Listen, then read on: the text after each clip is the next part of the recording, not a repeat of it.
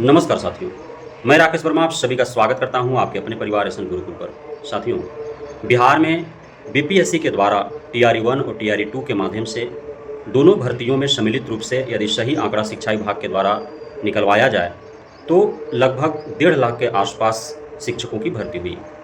अब शिक्षकों का योगदान जब ले लिया गया, उसके उपरांत माननीय कोर्ट में कई मामले दायर थे, जिसमें कई मामलों में माननीय कोर्ट का निर्णय भी आ चुका है।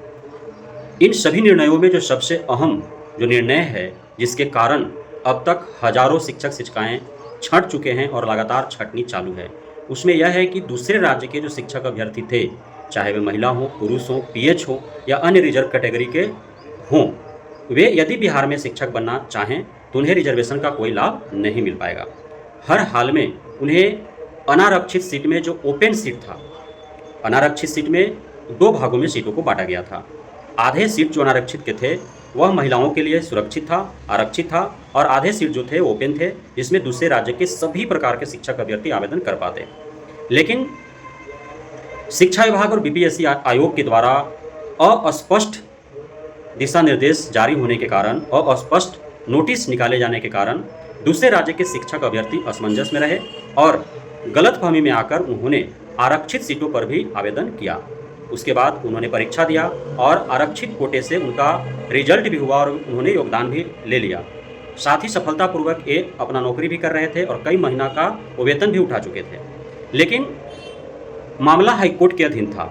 हाईकोर्ट ने फैसला सुनाया। उसके बाद शिक्षा विभाग को सभी जिला के जितने भी डीओ थे, डीपीओ थे, उन्हें पत्र जारी करना पड़ा और उस पत्र के आलोक में सभी जिलों से लगातार शिक्षक शिक्षिकाओं की छंटनी हो रही है।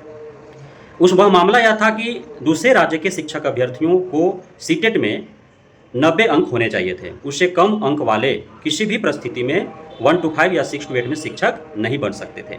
लेकिन लगभग 99% दूसरे राज्य के शिक्षक या शिक्षिका जो भी अभ्यर्थी थे, उन्हें यहाँ सिलेक्शन लिया गया, जिनका 90 अंक से कम थे। 89 था, 88 था, 87 था, इस प्रकार के अंक थे और उन्हें यहाँ शिक्षक बनाया गया।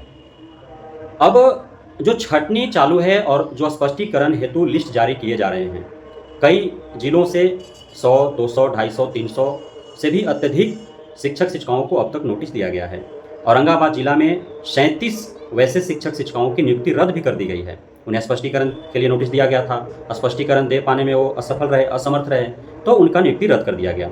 उसी प्रकार अभी मधुबनी जिला का, मधेपुरा जिला का, मुजफ्फरपुर का, अररिया का एवं अन्य कई जिलों में ये नोटिस निकाले गए हैं। एक एक जिला में कहीं 37, कहीं 75, कहीं 150, कहीं 300, कहीं उससे भी अत्यधिक शिक्षक जो है इस प्रकार के हैं जो दूसरे राज्य के हैं और उनका 90 अंक से कम है, उन्हें नोटिस थमाया गया। अब इसमें जो हाल फिलहाल में नोटिस निकाले गए हैं, उसमें वहाँ के स्थानीय जो शिक्षक शिक्षिकाएँ हैं, उनका शिक्षा विभाग के ऊपर बहुत बड़ा आरोप है। आरोप यह है कि स्पष्टीकरण हेतु जो नोटिस निकाला गया है, उसमें सर्वाधिक संख्या बिहार के ही अभ्यर्थियों का है। अब संख्या दिखा दिया गया, बिहार के अभ्यर्थियों का ही है उसमें नाम, तो बिहार के अभ्यर्थी तो अपना स्पष्टीकरण दे ही देंगे। यदि वे बिहार के हैं और वे या तो सामान्य महिला होंगे या फिर रिजर्व कैटेगरी के कोई अभ्यर्थी होंगे, चाहे एबीसी हो, ओबीसी हो, या फिर एससी एसटी हो या पीएच हो, तो उन्हें किसी को 82 चाहिए, किसी को 75 चाहिए, तो वो स्पष्टीकरण तो दे ही देंगे। उनका 90 अंक से कम है, फिर भी वो शिक्षक बनने हेतु योग्य हैं, क्योंकि इस प्रकार से उनका छूट दिया गया है, तो उन्हें तो कोई फर्क पड़ेगा नहीं। और उस आड़ में यह आम जनमानस के बीच नोटिस निकाल करके शिक्षा विभाग के द्वारा यह दर्शाया जा रहा है कि दूसरे राज्य के शिक्षक अभ्यर्थी जो 90 अंक से कम वाले बहाल हो चुके हैं, उन पर शिक्षा विभाग कार्रवाई कर रही है और इस प्रकार के गलतफहमी उत्पन्न करके और दूसरे राज्य के शिक्षक शिक्षिकाओं को बचाया जा रहा है, ऐसा आरोप है। और यह मैं आरोप नहीं लगा रहा हूँ, बल्कि इस प्रकार के आरोप उन जिलों के शिक्षक शिक्षिकाएं लगा रहे हैं जहां शिक्षा विभाग के द्वारा इस प्रकार के नोटिस निकाले गए। यदि यह सही है तो यह बिहारियों के लिए बहुत बड़ा साजिश और षड्यंत्र है शिक्षा विभाग का। इसके विरुद्ध आवाज़ें उठनी चाहिए। यदि आप हाथ पर हाथ रख चुप बैठे रहेंगे तो फिर आपके साथ इसी प्रकार के विभाग और सरकार के द्वारा साजिश और षड्यंत्र होते रहेंगे। बिहार के हर विभाग में, सिर्फ शिक्षा विभाग ही नहीं बल्कि प्रत्येक विभाग में आपके इस मुखदर्शक बनने का नाजायज फायदा उठाया जाएगा। दूसरे राज्यों के युवाओं को नौकरी बिहार में दे दिए जाएंगे और आप बिहार के लोग कहीं ना कहीं दूसरे राज्य में जाकर के मजदूरी करने हेतु बाध्य हो जाएंगे। इसलिए यदि शिक्षा विभाग इस प्रकार के 150 षड्यंत्र कर रही है, यदि इस प्रकार के जो आरोप लगाए जा रहे हैं इसमें रत्ती भर भी सच्चाई है, तो इसके खिलाफ जरूर आवाजें उठनी चाहिए।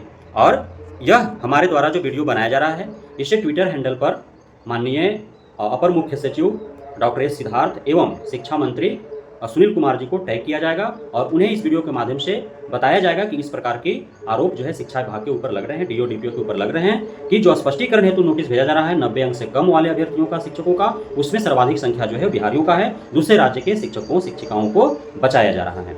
बहुत बहुत धन्यवाद आप सभी साथियों का हमारे साथ जुड़े रहने के लिए, बने रहने के लिए, इतना प्यार देने के लिए, हम पे भरोसा बनाए रहने के लिए।